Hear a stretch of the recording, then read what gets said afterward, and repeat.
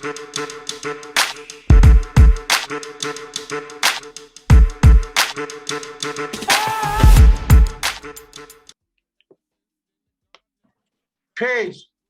Peace. He's on. Peace, God. Peace, G. How you? I'm gracious. Okay, so yeah, we've been patiently waiting you. I appreciate thank that. you for joining us. I was concerned about you, but I'm glad that you was able to join. Nah, I'm gracious. I'm gracious, man. Good.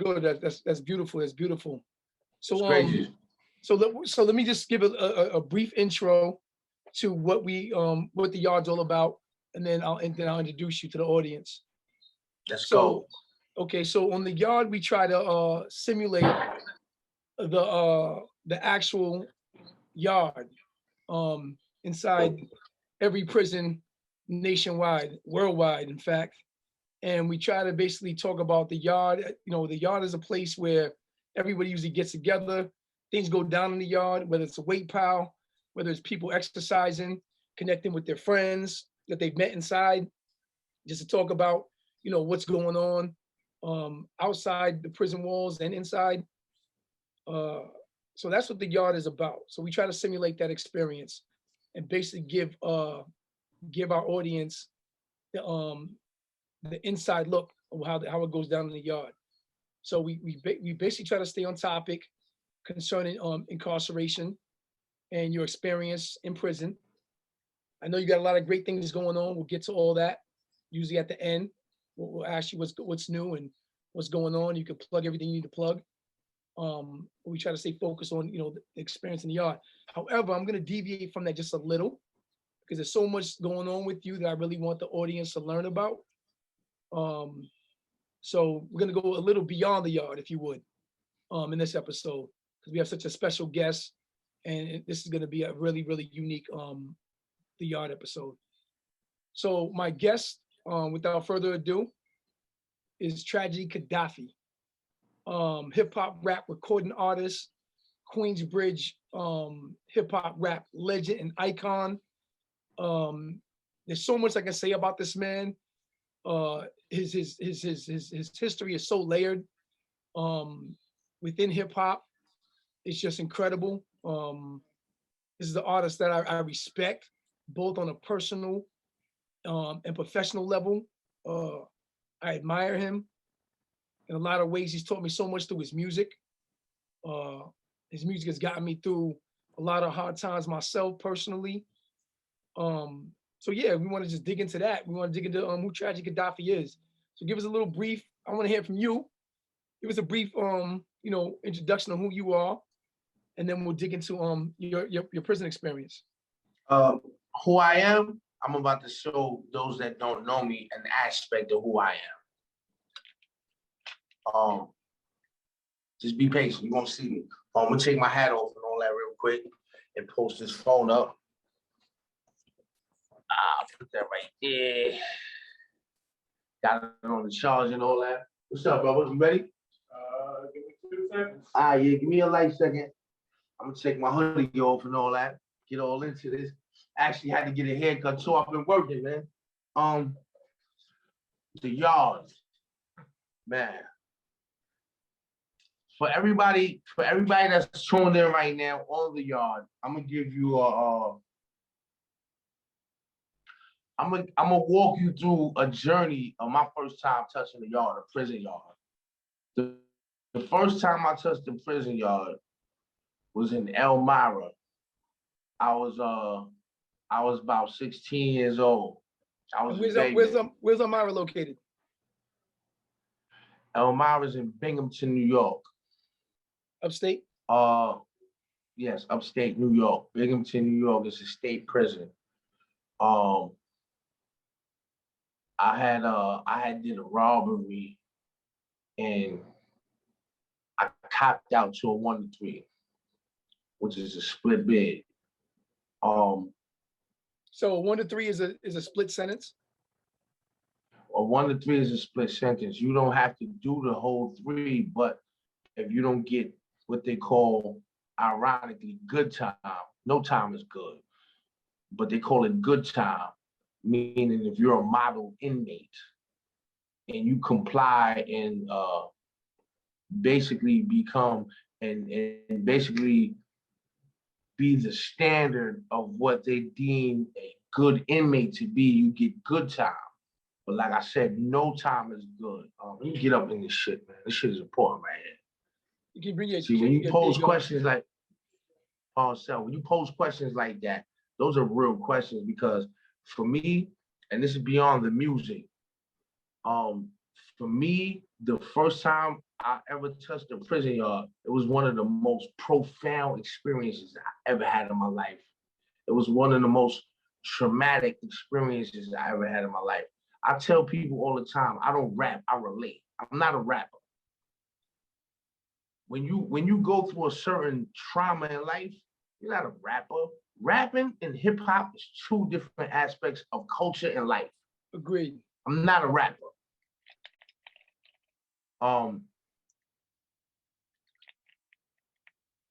was gonna say it's funny that you say that. It's not funny that you say that based on who you are and what type of forum it is, but I respect that question. Let me get to it.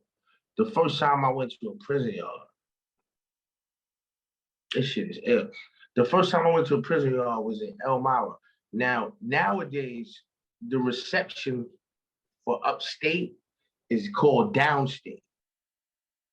But when I went to, it's in also New York. But when I went, which was in '87, the reception was Elmira. So I went from Rikers Island.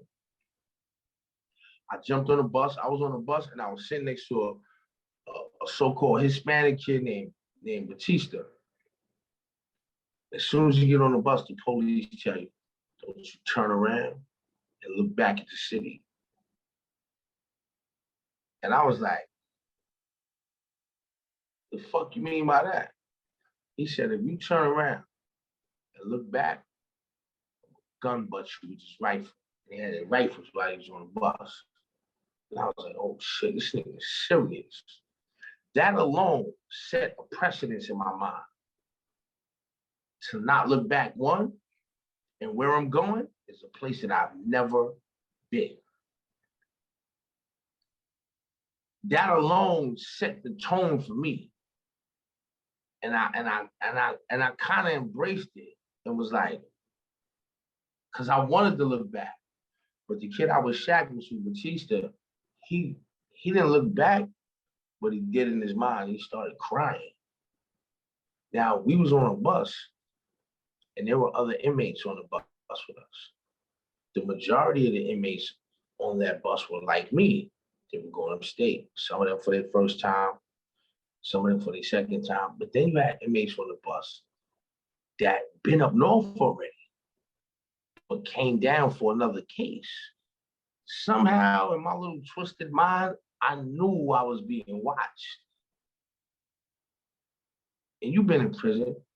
Indeed. We don't understand. We got to keep our game face on. We don't. Always. Like people say men don't deal with emotions. Men deal with emotions. We just control our emotions. Any human being deals with emotions. See, when you pose that question to me, my answer is a different type of answer. Indeed, indeed. Build on it, build on it. So now we on this bus and we going up north. And that CO said that. And Batista started crying. He started crying. Now, let me tell the truth. I'm going to be honest. I wanted to cry too. What you don't understand is foreign to you. And your imagination goes all type of places. I was afraid. And I can admit that. Because you got brave men and you got cowards. And they both experience fear. The difference between a brave man and a coward is what they do in their moment of fear that separates them. That sounds very familiar. Yeah, absolutely. Batista started crying, and I was like, I looked at him and I was like, he's like, yo. And you know, it's sad, man. See, when you ask me questions like that, be prepared for the answer. You walking with me? I'm walking with you. They walking with me? They out there walking with me? They're out there walking with you. Batista started crying, and I was like, now I'm 16 years old. I'm a lot frailer. When you met me, I was physically, I was a grown man. But imagine a boy 16. I was bony and fragile, skinny. You know what I'm saying? Young Maki. Right, right. Visualize Maki as a shorty Fidel Castro. I'm young, frail. And I'm like this. Yo, I know this is what you're not supposed to do. And I kept nudging him.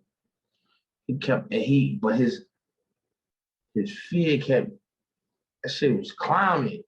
And I was like, damn, somehow I knew I can't be aligned with him. He's a victim. This is fucked up. The yard is fucked up. We get up there. Like I said, at that time, Elmira was the reception. So now I'm in the reception part.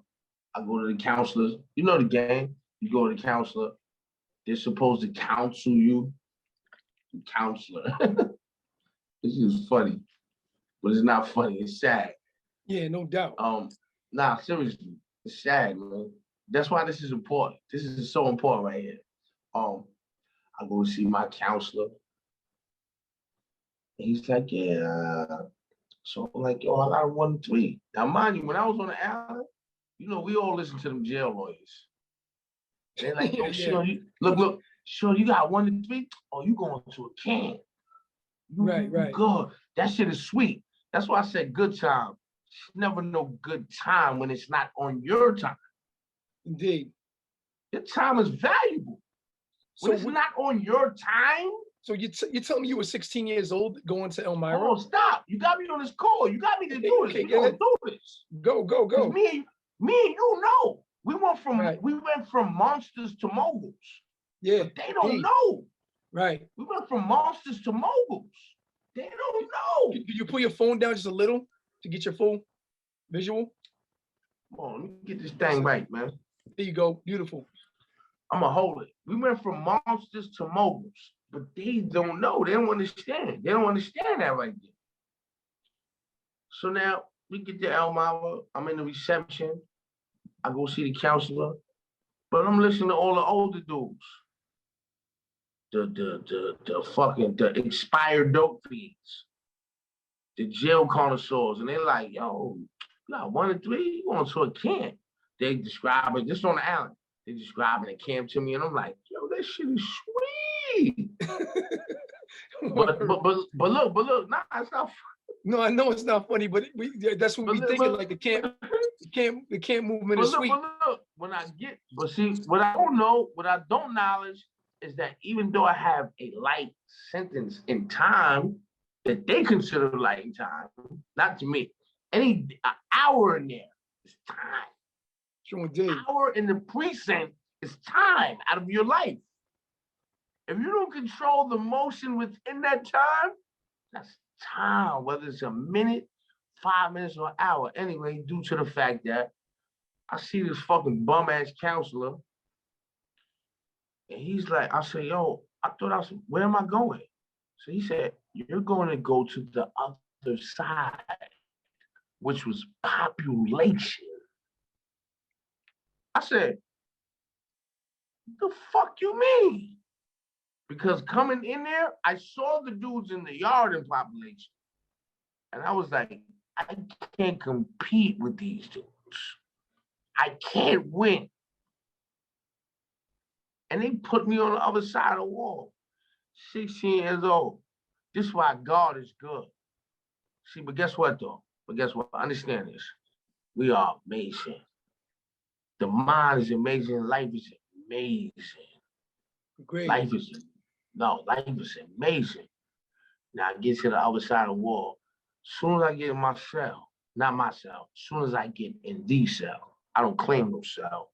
As soon as I get in the cell, there's a candy bar on my bed. Understand this. No. Yeah. I need people to understand this. And I hope a lot of dudes ain't gonna catch this right here.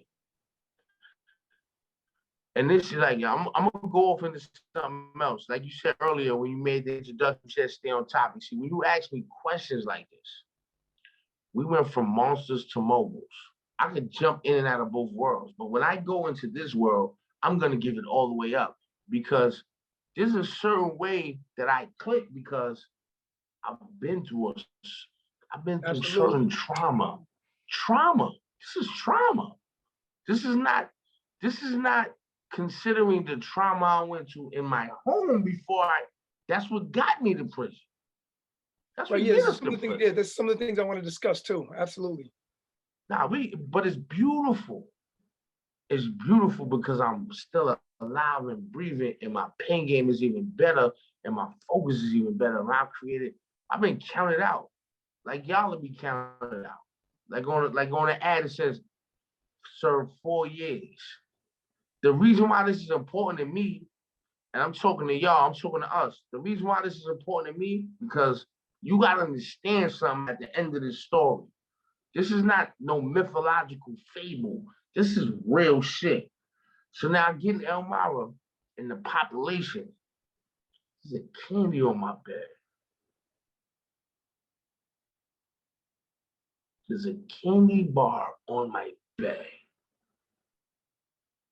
Now, at this particular time, they gave you 2 pencils, a notepad, 4 envelopes, pre-stamped, Pre-stamped, yep. a water bucket, 2 bars of soap, 2 rolls of tissue, a towel, a washcloth, a cover, 2 sheets, toothbrush, and a small toothpaste. Instinctively, my man's gave me a mirror in reception, and I carried it with me. And in my mind, innately, that means naturally, I said, whoever put this candy bar on my bed, they watching. They watching me right now. This shit bring out a different aura in me. No, I know, I can hear it. I'm No, gonna I write can- a different song after this. Word to everything. This shit bring out it because I don't even like. So I put it's a broken mirror, excuse me. A broken mirror. I sticks the mirror out the gate and I look down. And I see a mirror out. And the dude is looking.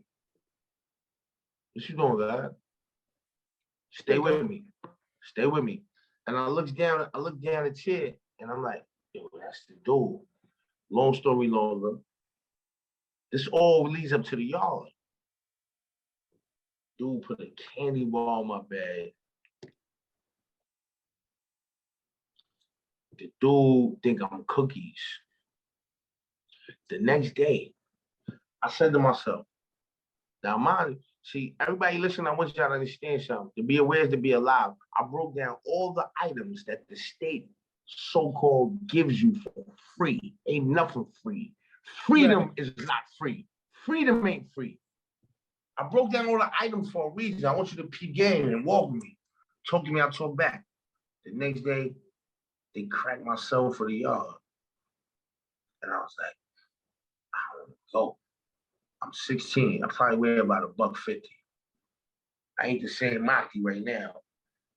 You know what I'm saying? My body different and my mind is different.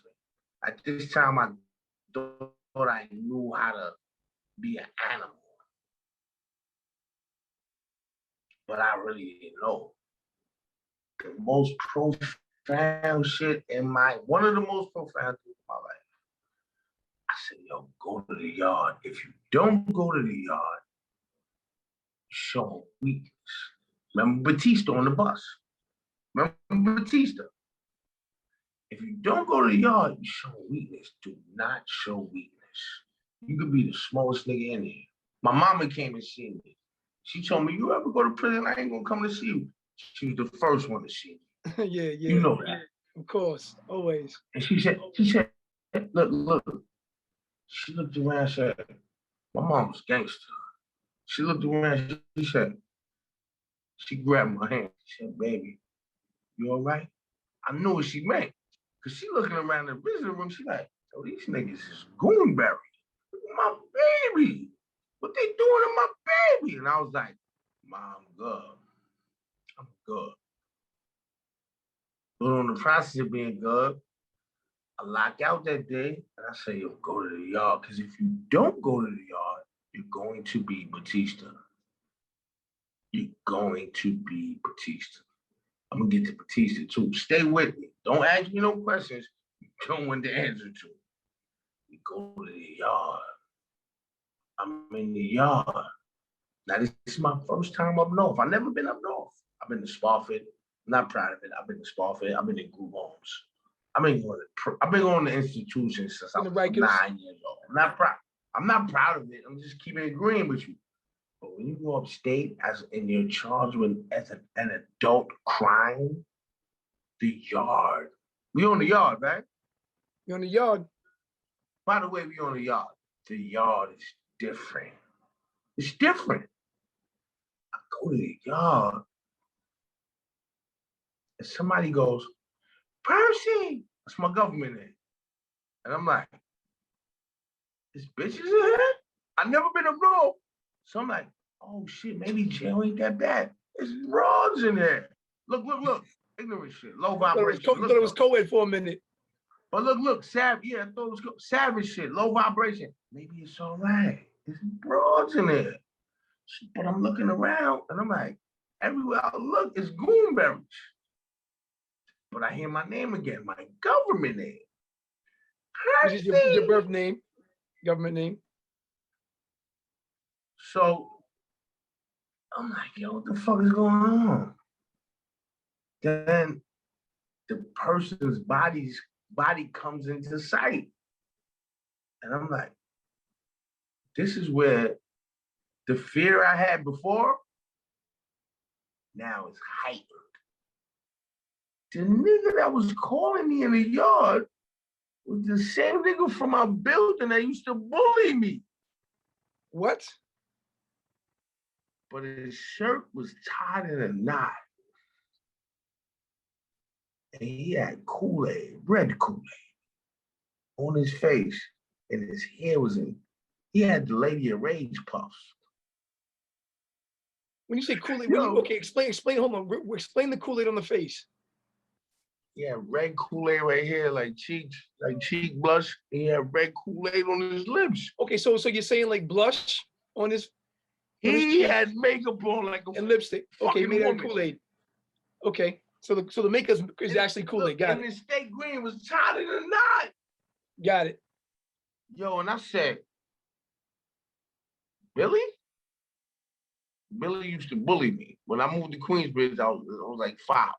Billy used to bully me. He's a Puerto Rican kid, Brocky. Yeah, my mom sent me to the store. He'd be like, yo, come here. Yo, give me your money. And I couldn't fight Billy. The nigga was Brocky. I tried to protest, but he washed me. I never folded though, but I just couldn't overpower him. Right. Another lesson though. Best lesson is paid lesson. That's why the struggle's beautiful. I'm gonna get to that later if you give me another interview. Anyway, long story longer. I'm like, yo, Billy? So you know the first thing you say in your mind when the dude who bullied you is made into estrogen? You like, oh shit. You might not have a chance. You like, I don't have a chance. But this is when you start to understand Will. Right. It's not even funny. Yo, but look. No, it's not funny, but how you tell the story's funny. Yo, so how he come up on me?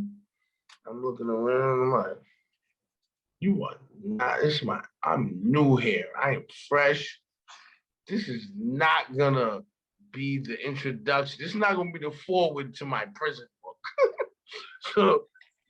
So he's like, yo, what you doing here? And I'm looking at this, like, the whole time, I'm kind of like stunned and numb. And I'm like, yo, this dude used to take my mother's food stamps. My mom used to make me go back outside and fight him. Wow. He used to dig in my pockets. And right there, I caught another lesson. I was like,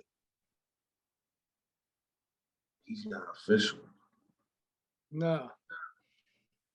And neither is that. That's why you say you went from crack, the hustle on the street, you went from monsters to moguls, man. Yeah. But but America's indoctrination helped to infuse those monsters. You know what I'm saying? That's a hot campaign. And this ain't a Absolutely. cry. And listen, we're not complaining. We tough, we strong.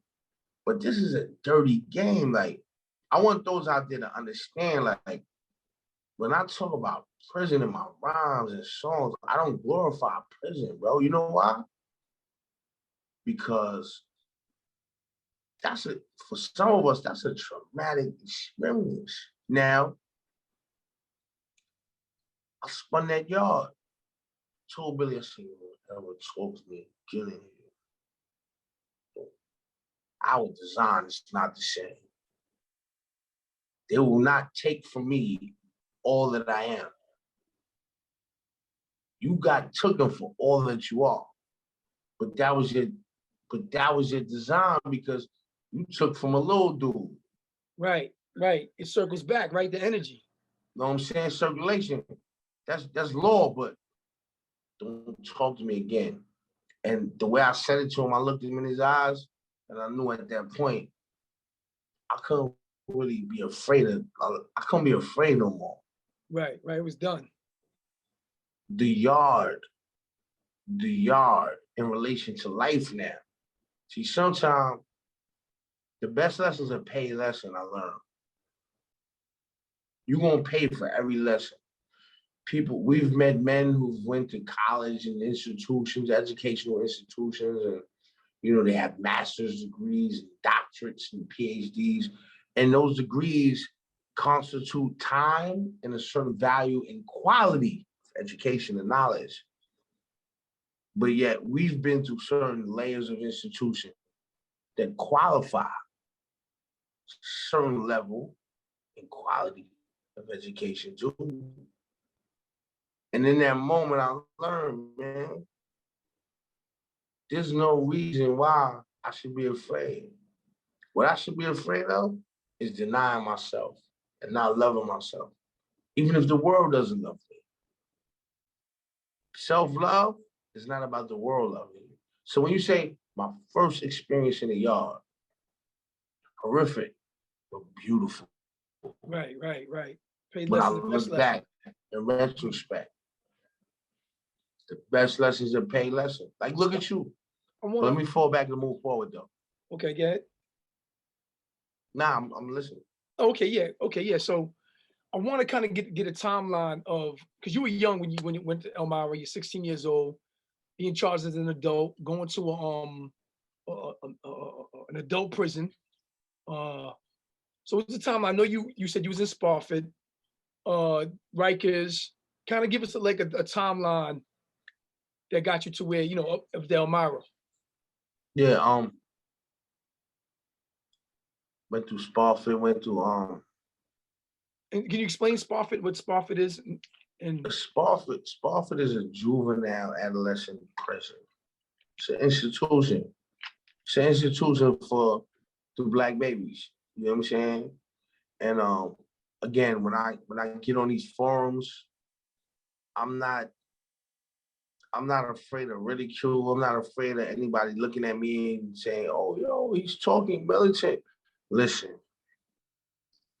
I respect all cultures. I do. I respect all cultures. I can't love my culture and not respect another culture. Right. People of Jewish culture, of so-called Hebrew culture, they don't let you forget the Holocaust.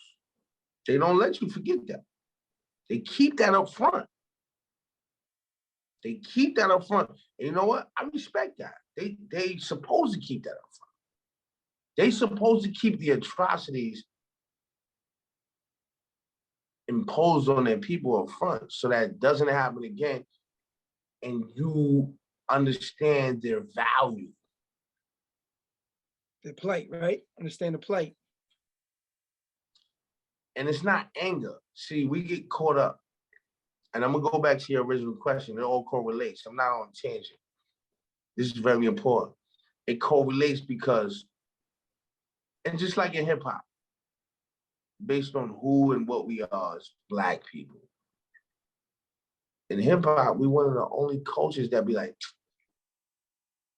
it's not OG. yo, that old nigga's washed up. In the rock genre of music, they don't say the Rolling Stones is washed up. But this is an aspect of our psyche. And it all correlates. Stay with me. All correlates. So we grow up and we go through these institutions because we come out of a broken home. Some of us, a majority of us, especially at this particular time. Dysfunctional families. I became a young adolescent in the crack era,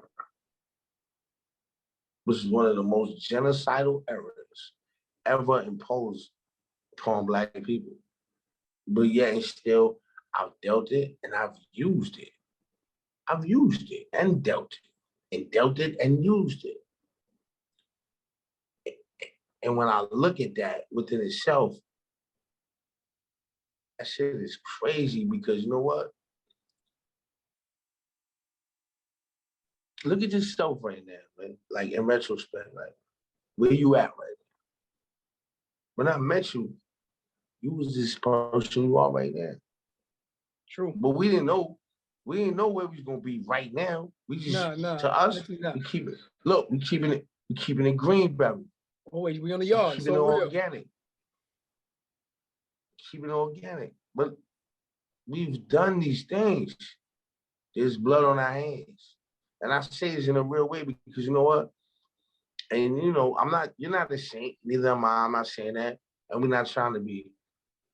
But when we start dealing with the reality of life and we look at things in retrospect, when you say what was Sparta like, what was coming up through these institutions like, it started somewhere. It was an origin somewhere.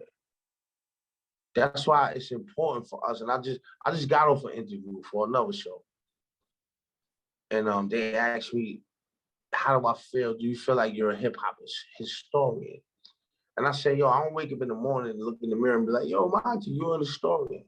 I wake up and I say, yo, you know what? You got to do what you ain't do before. There's people out there that's going to doubt you and knock you. Watch how it correlates. I'm bringing back full cypher, full circle. People out there that's going to knock you. There's people out there that's, yo, he's this, he's that, yo, you got to do what you never did before. You got to wake up like that every day. When we come out the crib, first of all, the crib is traumatic. The crib is trauma. What they got? They have PTSD. Dudes go in Vietnam, they come out, they get in the bed in the middle of the night, they jumping up, then they're choking their wife in their sleep because they suffer from post-traumatic stress. This is a condition. This is a condition that there are budgets allocated for. There's no budgets allocated for us in that sense. We have to find our way. So when we go through the Spartans and the Trions, and then we graduate to the Elmiras, the Comstocks, the Clintons, the Atticus.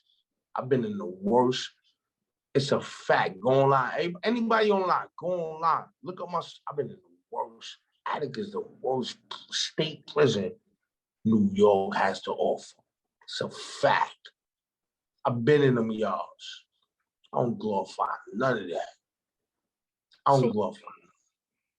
Yeah, talk to me. Yeah, man, there's so much to unravel with you. And it's always like this when we get together and we build. You have so much to offer. And I think one of your greatest gifts is just your perspective, how you see things.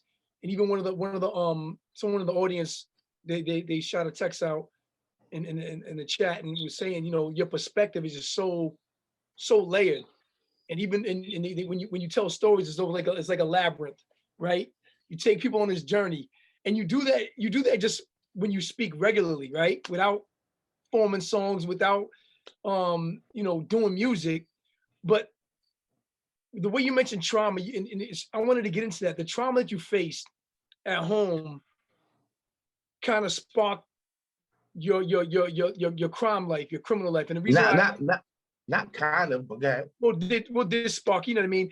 And it's amazing because you have been known as somebody who paints vivid pictures of crime and criminal life, and you ushered in the era of hip hop, and I say single-handedly create an era in hip hop that quote unquote glorified the energy of the streets, if you would, to put it in a better way, right? You know, and kind of put that at the pinnacle of a time and a place that just influenced not only America from hood to hood, but globally. You did that. You was the single person did that. So I want to kind of talk about that journey. And I'm gonna give you the floor to do that. To talk about from your family to prison, and then how you formulated this mindset that took music to the next level in a different way, different path. That's gracious that you say that, because you know what? One day I was at a show and somebody came up to me and it was like, yo, when y'all did the war report, I caught my first case of the war report. And I was said, that's not a good look. So can you tell what the war report is for the audience who don't know what the war report is? The war report is an album that came out that I was involved in with Noriega and Capone. Nori went on to do other things and create his own solo lane, so to speak. And Capone is doing the same thing. But this was an album. This is an album we collaborated on and came out with. Now, years later, I'm at a show, one of my shows, and it was like, yo, the war, I called my first case of the war report. And I was like, you caught your first case of the war report. And you're kind of saluting me for it. And I was like, I ain't say it to him because I didn't think he would understand it, but in me, I was like, you wasn't supposed to catch a case. You wasn't supposed to catch a case. You wasn't supposed to catch a case. I never, if you really listen to what I'm saying on the war report, as well as other, I never really glorify. What I do is depict the horrific shit within it, because that's my therapy. Right. That's my therapy. We grew up in a culture where getting counseling is weakness. Seeing a therapist is weakness, right? Seeing a therapist. That's what white people do. That's what white people with money do. They go to see psychiatrists. You have to talk to a shrink. You get counseling. You don't got it all. You're not strong. You're weak. That's the culture, bro, which is backwards math. It's backwards math. I'm telling everybody else, it's backwards math. It's backwards math. I done been through all the codes. I've lived it out. It bled me out because it's backwards math. It's underdevelopment. We need counseling due to the fact that guerrilla rap. So when I meet people that salute me for glorify, they got the wrong perception of Maki. They don't even know me. If they got with me for a day, they might be shocked. They might be like, no, he don't even listen to rap. This dude listen to old school R&B all day. Right. So it is kind of like, this ain't the Maki I thought. Because it's a strong contrast. They think that's soft because they don't understand that I understand the fragility of life. I don't have to be hard. They don't understand the beauty in that. They don't understand. They're like, oh, I want him. I am that. I'm strong. This is the difference between being tough and strong. This is the babies need to understand. When they all gained out and they all moving for spectrums of colors. That's one color. Moving for spectrums of color. Definition of what this is real shit. But this is different from our era. It's just a different language. but it's the same motion. You know, we came up in the era, yo, get money, that make you official. Right, right. Yo, being a father is official. Being consistent is official. Me and you go back enough where you was around me at a time where I wasn't consistent. Look, you ain't speak to me all day. You was nervous. You was like, yo, is he all right? Because you're my brother and you know Right, my of course. history. Look, now because you know my history. So you're like, yo, is he all right? Nah, I'm checking in. Look, and then when it's time to hit the scoreboard, yo, peace, I'm here. Oh, I was not because you know my history, like, yo, is he all right? And that's real. That's organic. But this is what I'm saying. These are the things. This is the food we digest and grow up on. But how many of you are out there? All right, you say it's about me. It's not about me. It's not. Fuck that. We're not doing that. I'm talking to us, or else I can't do this ever again. No, I'm always going to talk to us. This is what I am. Indeed. This is what I am. And it's made me. This is what the people love, and more importantly, this is what I love about me. I'm gonna be what the fuck I am. But at the same time, I could go in a ballroom and sit down and be very articulate. My vernacular is vast. But when I'm talking to us, I need to speak in a language that we understand. You say it's about me.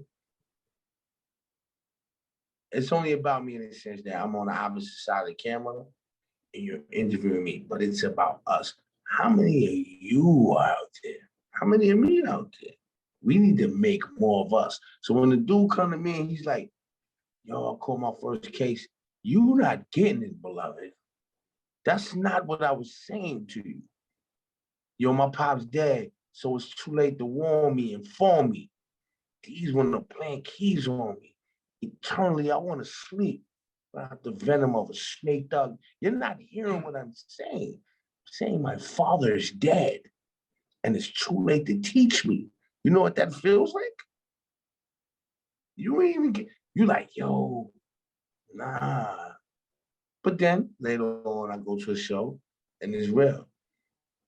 I met a dude, he was like, yo, I listened to the Intelligent Hoodlum album. Yo, that helped me go to law school. Nah, it's like, yo, that's peace. I can't help but always go back to your music because your music is so vivid. It's so storied. It's so layered. It's so ciphered, if you would, because you speak a certain type of language that the average individual not really understanding, you know, wouldn't catch everything, right? The way that you speak, how you speak, and it's like code. And if you know, you know. If you don't, you don't. And when I look at your music, your catalog, like you came out with this strong, positive imagery in the beginning of your career.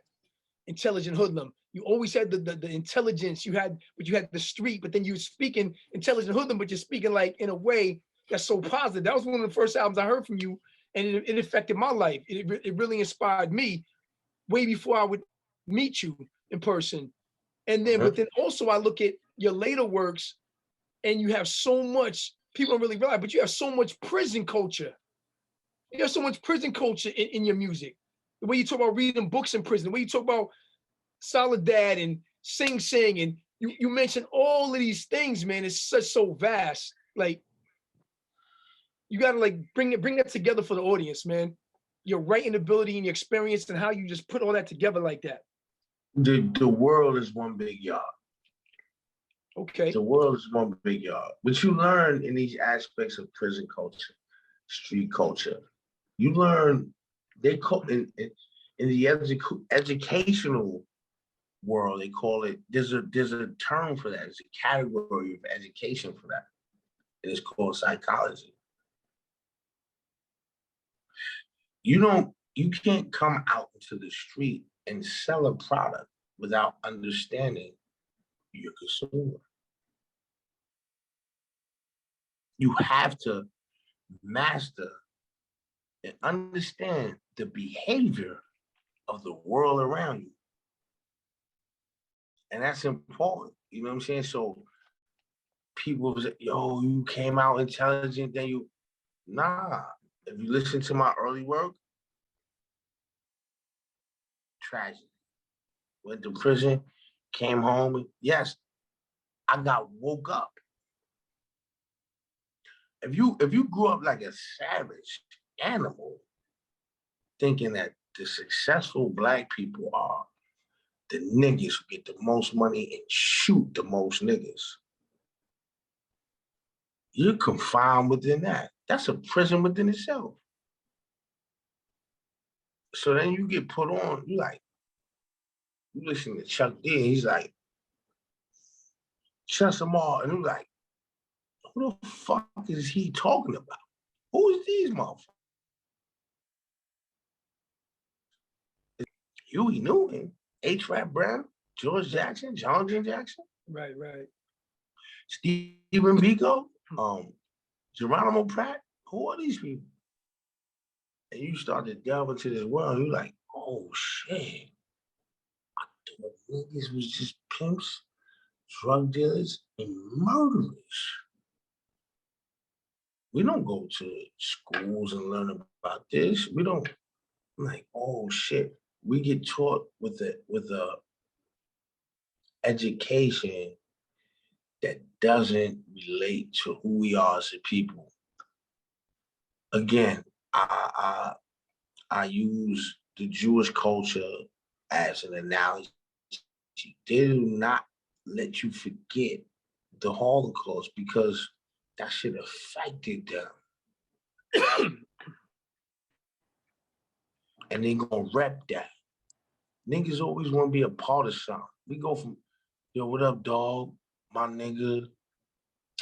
What up, Scrap? We'll call each other anything because we Right. wanna be a part of something.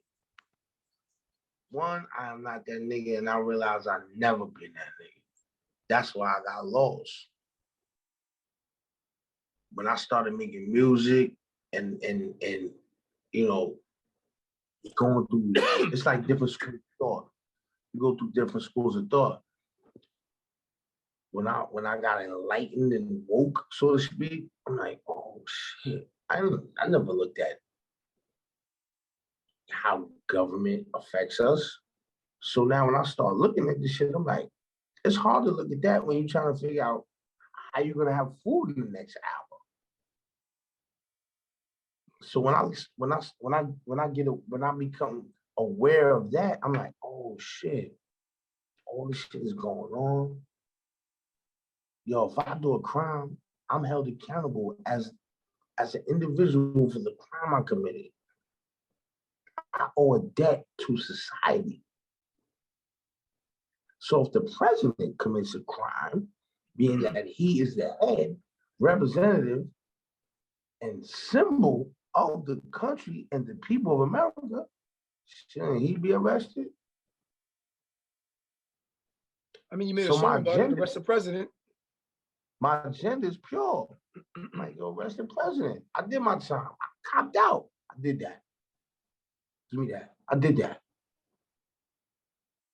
Did I rob that man, that Roy Rogers, for that payroll envelope? Yes, I did. I did that. My brothers and sisters in the crib hungry. My mom was on Rikers Island serving 6 months. I did that. I took that time. I took a shit in the street and I stood next to it and said it's mine. Why can't the president do that? Shouldn't he be accountable? So now this reflects on me, but it's innocent. Because to me, I went from Black to white. Not in a color sense in terms of people, but in the sense of perspective. Understand me? Not in the color sense in terms of people, in the sense of perspective and view. But like they say, there's gray area. I didn't understand the gray area. See, gray is balance.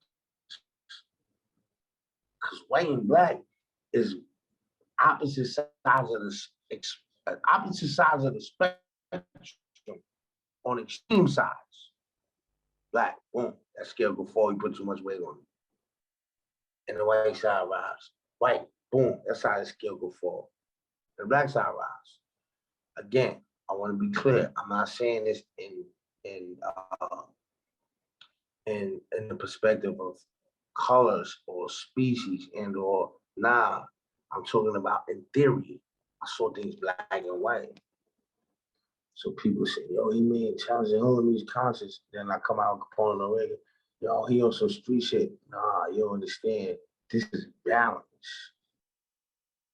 This is balance. Balance. It's not me flipping gimmicks. Maybe I should have at times. Might have more money. Right. But for me, it's all passion, like, and it was gray area. I was like, because mad people came to me like, I could have did arrest the president over when people said Trump was wilding and made money. There's a reason why I didn't do it. I was like, yo, I ain't doing that. I can't stand with it. I don't mean that. Now I know it's not about Trump being responsible. The government or institution of government is an institution. So it's not about the president, it's about the presidency. There's layers of institution. Good point. And there's layers of understanding. And when you understand that, like when I did the rest, I was a baby. And I loved me as a baby. That was my rock at Goliath. That was the Palestinian throwing a little ass rock at a tank. Courage. Right. Whether you agree with the Palestinians or the Jews, the analogy is that was me as a little boy taking all that I had in a little rock and throwing it at a tank. I love that courage. I wanna go back to something you were speaking about earlier, the trauma, right? You've always been somebody who has embraced trauma. You have embraced the struggle, and you always have been able to articulate that in a way that empowers people and motivates people. You know what I mean? I'm one of them. I identify with you when I would listen to your music as someone who's been in a similar struggle, the same situation. However, I took that and embraced it and you know, and turned it around into something positive. You know what I mean? So the trauma you faced early childhood, your own trauma in your life that you faced in prison, dealing with addiction, all these things. How did you find the fortitude in yourself to take all these hardships and struggle and put them together in beautiful music that empowers people? For one, like I said, in the beginning, music was my sanctuary. But going through life and going through a lot of things I went through, and you know, we're not crying, we're not complaining. What we're doing is we're accepting the responsibility of our part in that life. You know what I'm saying? And we hold ourselves accountable. We go back, so you don't understand certain things about me. Now I got to a point where it's like I had to look at myself and be like, what are you? What could you accept? What's the parts you can't live with? What's the parts that's just not gonna work for you? Fuck what anybody else did. When I did that, I'm gonna be honest, like one day I brought you to this place too. My man's spot in Queens, he had a studio up there. One day I went to the bathroom. One day I went to the bathroom. My beard was all long, crazy. We did a video up in there, actually, me and you. So I looked in the mirror and I was like, yo, if you drown, nobody's gonna reach you. And I ain't gonna lie, I cried. And I was like, and I went to the store, bought a little razor, shaved my face. I looked back in the mirror and I was like, if you don't love yourself, lie to yourself right now. Lie to yourself until you believe it.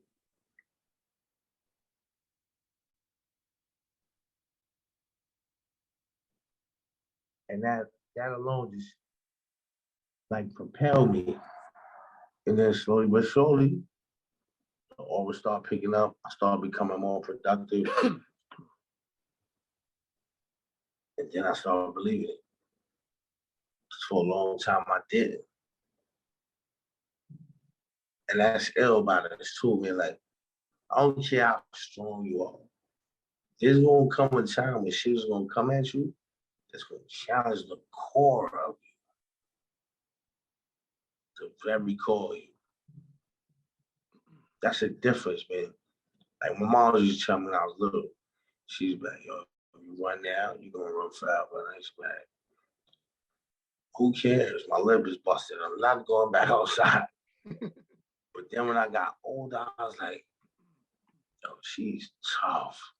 Right. Like, yo, I understand that now. Right, right. She's like, you gotta stand for yourself. You gotta stand for yourself. You know what I'm saying? Absolutely.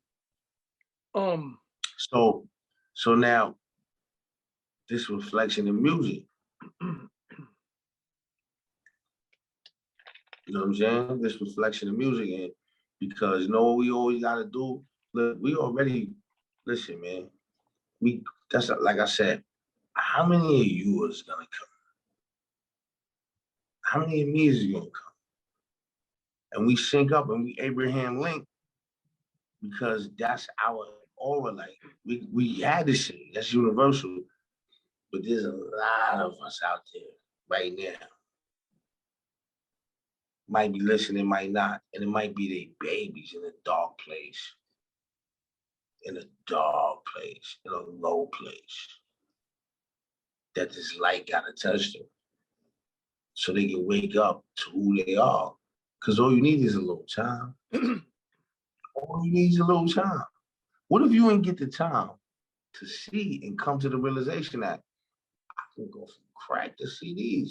I can go from CDs to the tech world. You never saw this 20 years ago. No. But that's not important. You know what you saw? Better. More. I am. That's important, man. That's what I reflect. Talk to me, I'll talk back. Yeah, we definitely gotta do a part 2 with you, man. This is ill, man. It's like so many things, like when you build, it's like how me and you get together anyway. When we build, we just go there. We always go there. We always go to that next level in that zone, man. And you start to realize when you don't have that around you consistently, you know, you can veer off that sometimes. You know what I'm saying? So when you hear it, it's like music to your ears. That's why, and this is off the No Bullshit album. Keeping it all the way Greenberry off the No Bullshit album, off the Netflix No Bullshit series. That's why I respect the fact that you stay in tune with me. You know why? Man, I reflect you, you reflect me. This is important. Okay. And it's not to personalize this interview. But we always gotta remember, we gotta talk to us. That's our wealth. We're gonna get money. Listen, we're gonna get money, guys. And we can make $1,000. We know they understand this. We're gonna get that. Our hand call for that. But we gotta talk to us. You know why? That's important. That's important. I want to make us. Okay, I want to give you opportunity to talk about everything that's going on. We close at 9:30. So so we close at 9:30. But I may leave it open a little bit longer. So I think I'm sure the audience has some questions. No. Listen. Because I ain't gonna hold you. I gotta get a haircut. Okay, you gotta do what you gotta do. I'm saying, look, I'm in the barber chair right now. Okay. My barber's in. I gotta. All right. But listen, all right, so I know we gotta do this again. And I definitely. But I want to say this, not to cut you, only to add on. Not to cut you, only to add on. Like the reason why I say this, I appreciate the fact that I'm on this show right now, giving this interview. But people need to understand how we got to this point. That is very important. And the reason why I say this, maybe not now, maybe later on. This is important. We are important. We are the curators. We are the historians. We are the future builders. And there are people out there who understand that within us because we influence a culture. Within that culture are great minds and great creativity that needs to be awoken. And there's also a consumer there that supports brands and represent a certain demographic. This is power and leverage, and it's a beautiful thing. And this is what we need to be awoken to. We need to understand our social perceived value and our equity. Those who've been in prison, me add on. Those who've been in prison, who've been incarcerated, I'll do the yard because you know what?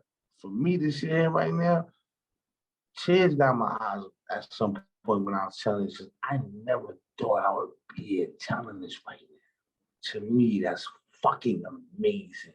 That's the power Look of the at yard. you. We don't dumb this down. We don't devalue this. We exude this and we circulate the plate. You know why? Because we add on, and this is amazing. Gotta do it. I have to say that. No, it's been great having you. Real quick, can you tell the audience like what's new? I know you have a new album out. You want to talk about your album? You want to just kind of plug whatever it is you want to plug? What are you doing now? Yeah. I got what's current? I got the Hidden Files album. Yeah, the Hidden Files album. I put it out on the social forums, on the streaming platforms, I should say. Yeah. But Yes, now I have physical copies. I have merch packages. Again, On the Child. That's hip hop's first cooking show where the artist comes on and creates their signature dish for the audience or viewers. Peace to my co-host, Mr. Ad. And I'm working on a lot of different things. I just did like 5 songs today. Recorded 5 songs, did 2 videos yesterday, whatever. I'm constantly working. The next project I'm looking to drop is the album with me and Havoc, the collaboration album. And I'm working on another show. I ain't gonna speak about that yet. I'm gonna wait. Okay. And just stay with me, stay in tune. Dudes run up on me all the time and be like, yo, Trad, yo, I love the golden era, yo, I don't listen to rap, I don't listen with it. And I'm like, if you love my music, you're supposed to stay in tune with me. How you don't know what I'm doing? So I'll be like, yo, you don't follow me? Nah, yo, I ain't got no time, I'll be working. Listen, man, those of us out there who have our favorites, who have our links to, support their music, not just myself, I'm not speaking for myself. Support their music. Those who love, support their music. Those who your favorites, support their music and keep them going and help perpetuate that progress. Don't depend on commercial radio. We're in a great time. Technology has leveled the playing field. Look at you, look at me. Through technology, you know, we got our own radio stations. We got our own MTVs. We got our own BETs. You know what I'm saying? Get off the plantation and master yourself. Let's get it. That's what I'm gonna say. All right, no doubt. Thank you. Thank you for joining us as always, man. It's definitely been insightful. I'm looking forward to having you on again. Me and you will talk offline. I'm gonna stay on a little bit longer because I know there's some questions in the audience, so I'm gonna answer some of the questions and kind of engage with the audience a little because this has been a different type of episode from what we normally have on the yard. And you know, I love this. You know, it's beyond the yard tonight, quote unquote. But Tragedy, Khadafi, salute, General. Love, appreciate you coming Commander. on. Peace, Commander. You know what I'm saying? We'll talk soon. We'll build soon, like I said offline. And thanks to Adrian for helping me out here tonight. She's the one that pings you, and she put all your information up for people to follow you in the chat. So I'm looking forward Adrian, what up? Adrian, what up? Adrian was like, yo, we on. Adrian was like, yo, we on now. Yeah, we call I can feel the energy through the text. I can feel the energy through the text, like, yo, we're on now. She's on it, man. She keeps things running smoothly around here. You know, she keeps things running smoothly. That's what's up. Yo, brother, I just want to say, I know you gotta close it out. I love you. I appreciate you. Appreciate you, man. Yo, you great. You know what I'm saying? Always my brother. I'm only reflecting you, King. You know what it is. We'll sync offline, man. I love you, man. I love you too, gang. Peace. Adrian, if anybody has any questions, you can bring them in.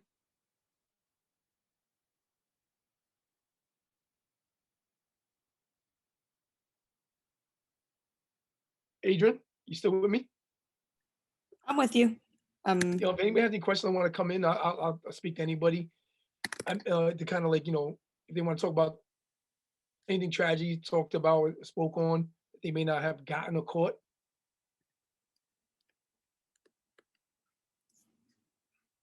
If anybody has any questions or want to like continue the conversation with me, feel free to say so in the chat and we'll bring you Yeah. on.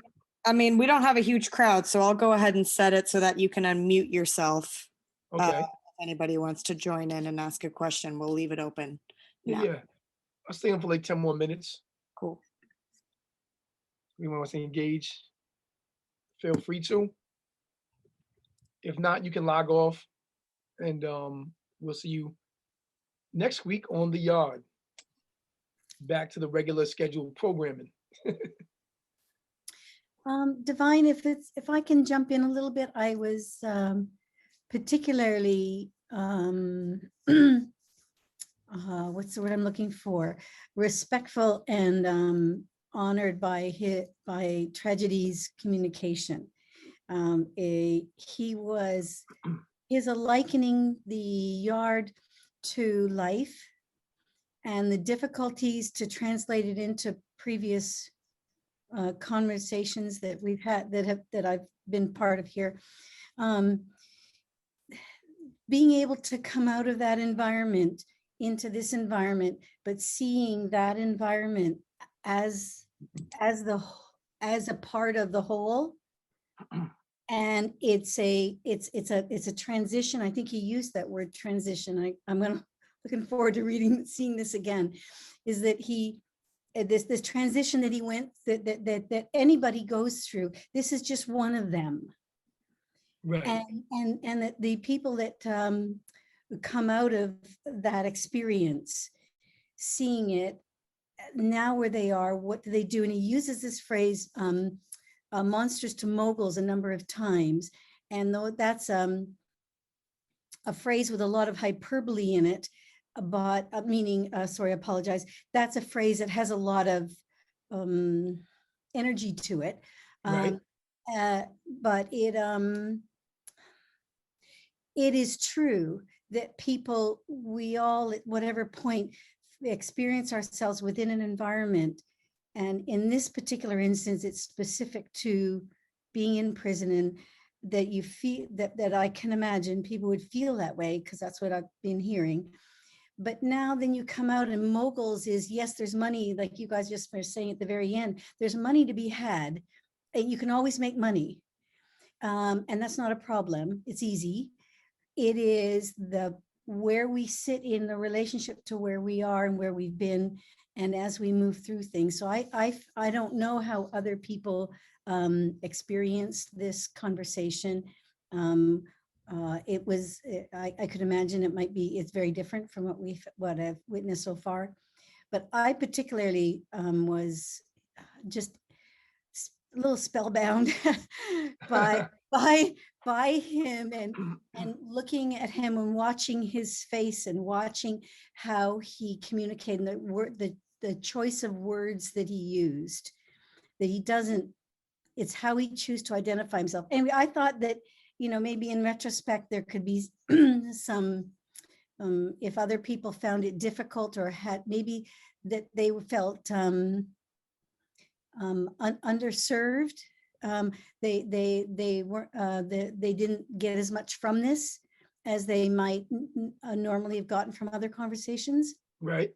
But I would love to be able to hear what people, maybe if they're disappointed, because that might be a little difficult to have tracked with him, or other people that found him particularly inspiring. I would, if there's anybody else still on, I would love to hear. Yeah, there's a few more people still on. I'd like to just talk about some of the things that you just spoke to. The monsters to mogul is definitely a loaded statement, right? My own particular journey, which he was referring to in a sense, was I had framed my entrepreneurial journey of redemption as from crack to rap to tech. I came from the streets. My mother was addicted to crack cocaine, led to me going to the streets and selling cocaine, and then being incarcerated.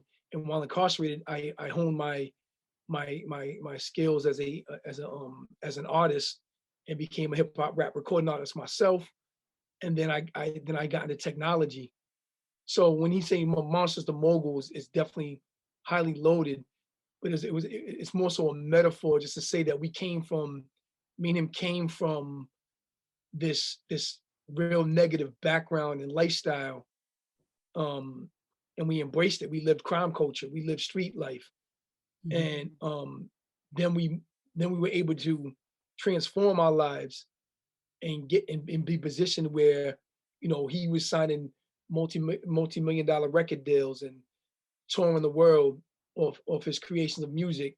And then I entered tech and became an entrepreneur, and, you know, and working in corporate and just things that I never thought I would be able to do. And so that's what he was referring to with that. And like, you are right, he has a very, very unique way of expressing himself. And a lot of that comes from his intelligence, and he has a vast vernacular. It also comes from him being an artist, right? This is someone who's a prolific artist, someone whose presence and intelligence single-handedly changed hip hop from an era where criminal activity and crime and prison life and these different elements of someone who comes from that background hit the forefront of the music industry. We're talking about, you know, the machine of the music industry. It's a multi-million dollar industry, hundreds of millions of dollars, in fact, if not billions of dollars, got behind this type of rap. And it was, you know, it was called thug music. And they actually, he was like the prototype, if you would, of what they wanted artists to be or become. But as he was saying, even though we spoke of these different elements of street life and crime culture and prison culture, he had always had an underlying message in his music. So it was always to uplift and not really to, like, you know, really glorify it. But that's how the record label took it and ran with it. And for a while, you know, it was complaints about all this thug music, is thug rap and this and that. Anyway, Tragedy is a very, very unique individual. And he's a brother of mine I've known since 2011. We synced. And it's always a pleasure to reconnect with him. But yeah, I agree with you. I hope people got inspiration from him and not just maybe felt there was no value in who he was in the conversation. But there's a lot to unpack with him, right? Yeah, I would love to be a fly on the wall for lots of conversations that he has, because he is for somebody who my experience I don't have deep experience of it, but my understanding of in terms of enlightenment, for an individual to come back down and go into that space of experience of things that they've experienced before, it can be actually a physically painful experience. And he's able to come down into it, and which accounts for what I'm thinking, which accounts for some of the back and forthness in this labyrinth, like you said, this way of speaking, way of communicating, where he kind of goes over and then he doubles back on himself, because he's negotiating his way around something that is not, it's the average bear doesn't know couldn't understand it if he could articulate it, but I'm not sure that one can articulate it. I think it just happens. Right. So yeah, I've really enjoyed the art. It's for me, I have a totally different background, except that lots of my exposure to lots of different people there, but for the grace of God go I. So I'm incredibly humbled when I hear people that have come through this. So good. Yeah. Okay, I was gonna ask, were you familiar with Tragedy before this episode of The Yard? No, I when you guys say that you have somebody coming up, and then I go and I look and I want to learn about people. I want to learn about, because that's that's what I want to see what other people have, because I don't know what they know. I would like to know what they know and see them. And what he said to you about, you said he's a mirror. You guys were a mirror. Yeah, I mirror him, yeah. Yeah, we all are mirrors of one another. We all have different experiences, and to be appreciative and to value that. it's the first thing I know, but and everybody else has been on the same thing. I Google them, see what I can find, and so I'm a little bit aware of of who they are, and my experience of rap and hip hop was really milk toast. Right. No, that's okay. But I saw what you were writing, and I was like, okay, how does she like? I was like, how does she know this about him? You just like you caught on to it, and you was like, in your comments in the chat, you were writing things, and I was like, wow, very insightful, like as if you knew him. So I was curious if you knew him prior to this episode. No, I have. You obviously researching. Well, I have no. I don't research him in terms of I just want to know who they are. Oh, okay, got it. I purposely don't look for. I don't purposely look to have any information about anything more. I want to see who they present themselves to me. I want to see what they bring, and see them honestly there. And Right. And then I find threads of people that and like there's Craig. I don't know if Craig is still on. Cecil? Yeah. I don't know if he's still there. Yeah, that he was particularly, well, everybody is, but that the people come with whoever they are, and anybody else that who hasn't done any speaking, you're not been interviewing them, they can still interact with whoever they are, being who they are, and I'm humbled and I'm impressed with the format that you guys have put together, and Thank you. the possible benefits are just you can't calculate that. Right. Yeah. It's like I said, there was so much to unpack with him, and hour and a half is just not enough time. When me and him get together personally, I mean, the conversation and the way when we say build, we use the word build, and the way we do that, which build to us means add on, and so to each other, so we build. And I mean, we be up like to wee hours in the morning just building. I could imagine. Yeah. So me and him are very like-minded, and it's good to really go back and connect with him, because he always keeps me grounded, and it brings me back to the essence of, my prison experience, my own personal enlightenment that I found in prison. That's where I became enlightened, if you would.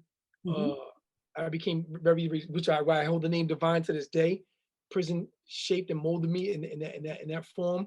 And he just, no matter how far removed I get from it through success and, the different,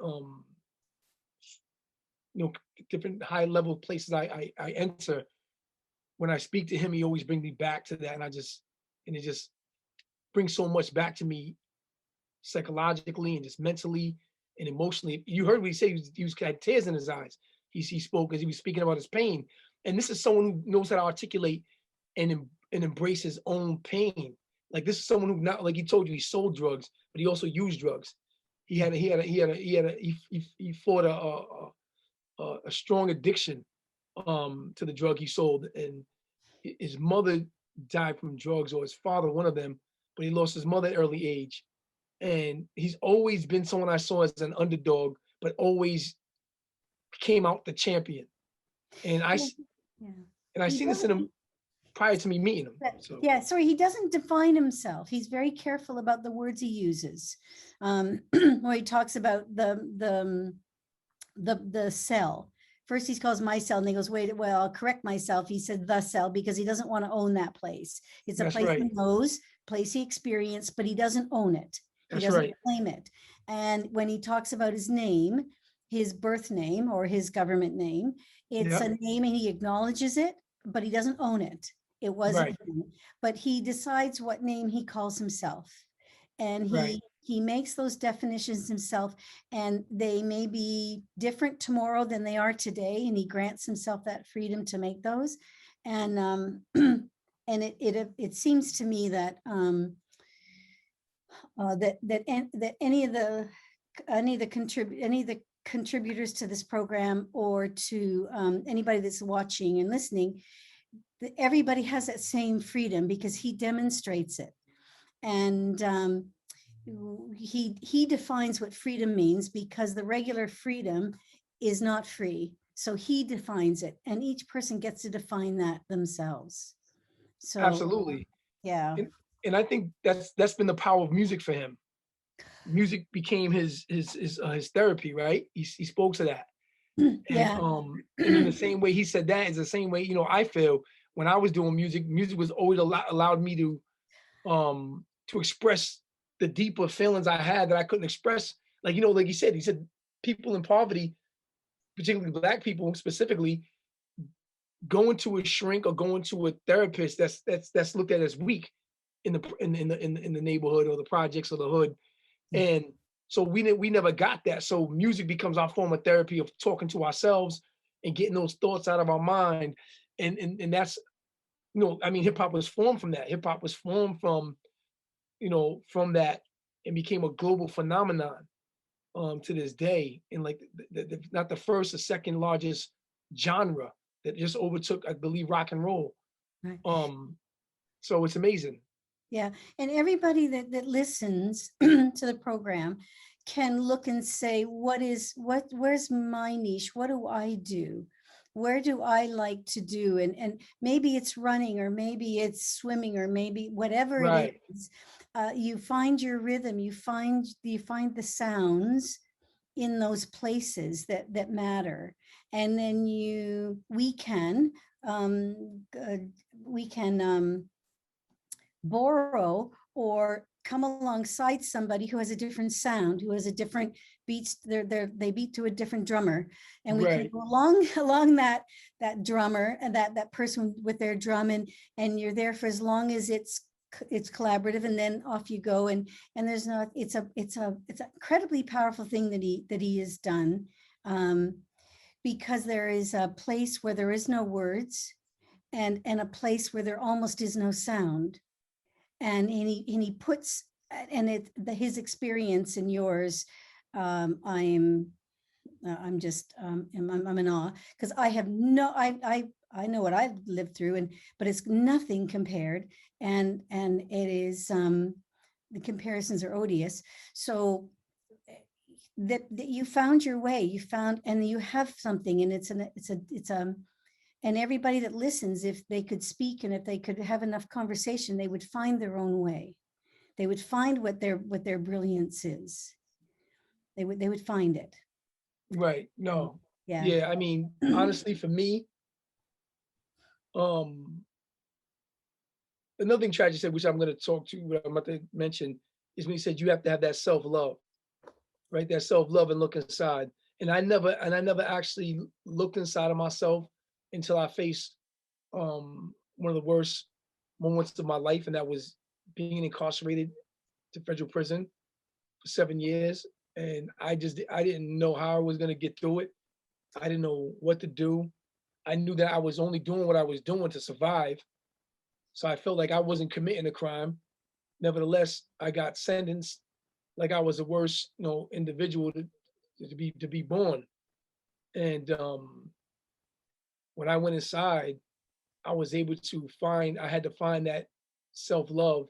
I had to find that belief in me, and transform my life. And that's where it began. Like, that was the moment I found enlightenment. I found knowledge. I found the strength of my own mind, the fortitude of my own spirit, mind, and emotions. So much I went through, and I was traumatized, and never really addressed that when I was released. And eventually I had to address that. And then, I had to break free from the recidivism and going back and forth. And then a prison because now it's a habit.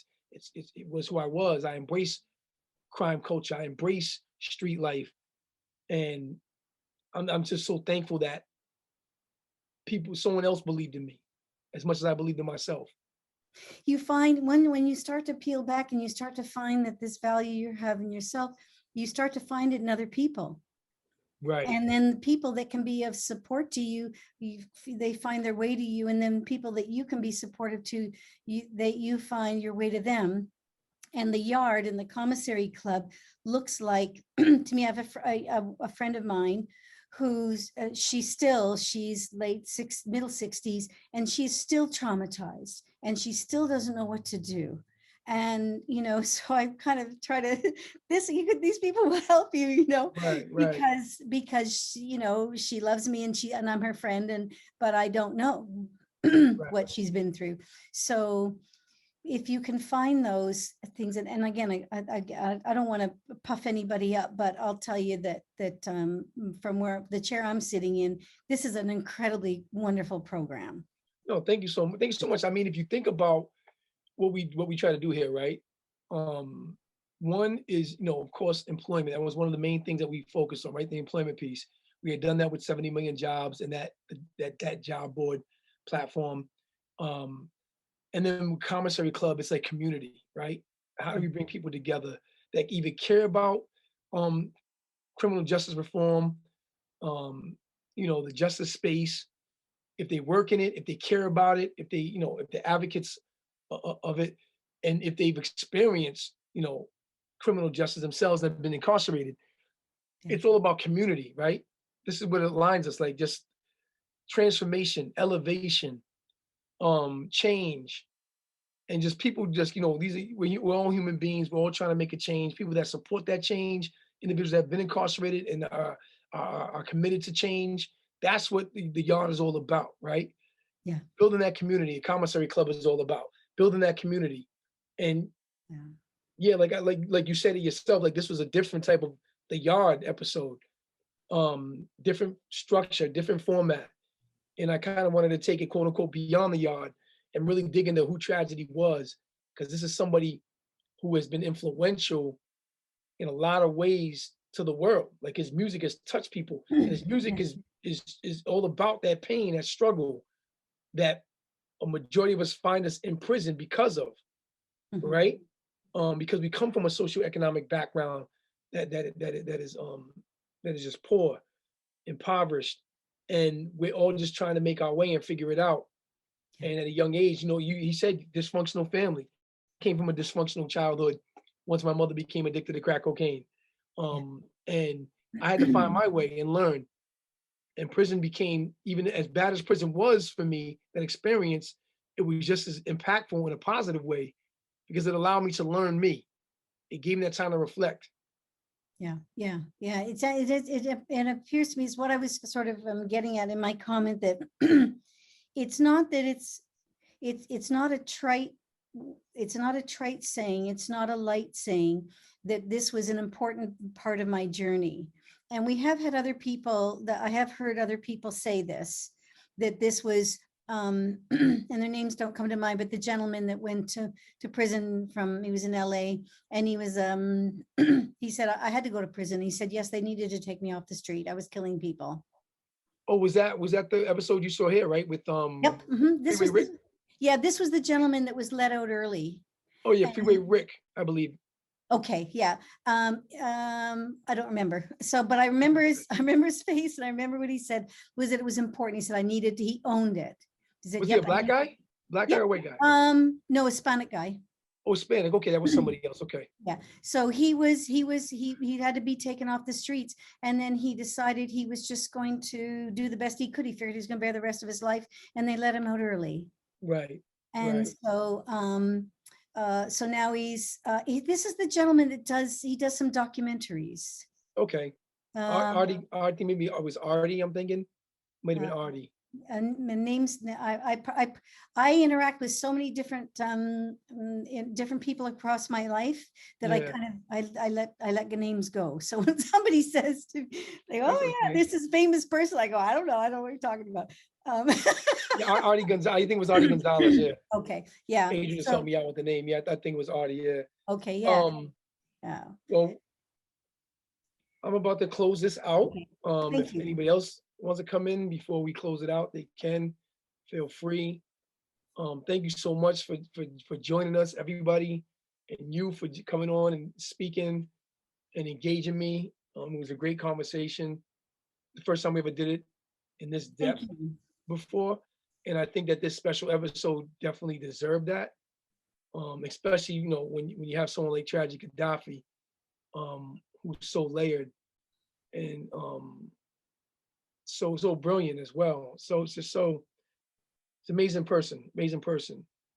I had the Yeah. pleasure of, really being a brother to him and being a brother to me, and really being able to, reach out to him and be able to engage him regularly. But yeah, I think this was a great episode, different, definitely than what we normally do and how we normally structure it. But I really feel great about this because, we got to speak to tragedy and unpack some of those things. And he spoke a lot to the pain that majority of us suffer from, and which lead to a criminal lifestyle that then leads to prison and leads to more pain, right? And hopefully, if you're blessed, you're able to pull some joy out of that experience, which is the lessons you learn. And as tragedy put it, paid lessons, right? Those are the best lessons you can receive, is paid lessons. And I think that you pay, sometimes most times in your freedom when it comes to incarceration, in other ways as well, when your family and friends suffer from your absence, as mine did when I went away. And we often talk about like the unspoken victims or the unheard victims of what we do. Not only who we might have perpetrated that crime against, whether that's society or one individual in particular, but our family and our friends and our loved ones, our children. So Yeah. it's been a great episode, and it's Yeah, really thank got you. me thinking. Yeah, I'm sorry that Richard's not feeling well today, but it's kind of been all right. Yeah, Sorry. yeah, we'll get him back. We'll get Richard strong. We'll get him back Yeah. back on. And but yeah, it's been an amazing episode. It's really touched me in a personal way, not only because I know tragedy, but because I can relate to him so well. Like it's almost as if it's myself. Like I feel the emotions, I feel the struggle, I feel the pain, and you see how he expresses himself. He's so authentic and so real. It's it Yeah, just pulls you in. I'm gonna keep an eye out I'm gonna go do some looking now for some Yeah, reviews and things he's done, because I want to watch it, because there's different people out of my life that I've done that with, and I right. watch the interviews, and I watch what they do, not so much the content, but watching them as an individual. I'm inspired and intrigued by. Yeah, definitely. He will definitely leave you with both those things, if not confused as well. For some reason, my mind can track with I've had some crazy experiences. Yeah, he what we call slanguage. He's very colorful with his language. Yes. Yeah. And most times it's original and very unique to him. Yes. Yeah, I like that word, slanguage. So good. Yeah, but Thanks thank you for again. joining us. I appreciate it. Thank you for the rest of the audience, Rosa, Peggy, Ramon, and of course, again, Jane, thank you so much Oh, for thank joining you. us for another episode of The Yard. Okay. Thank you, Adrian, as well. I'll have to Adrian, call yes, my co-pilot. you. Thank you. Take care. God bless everybody. All right. Bye now.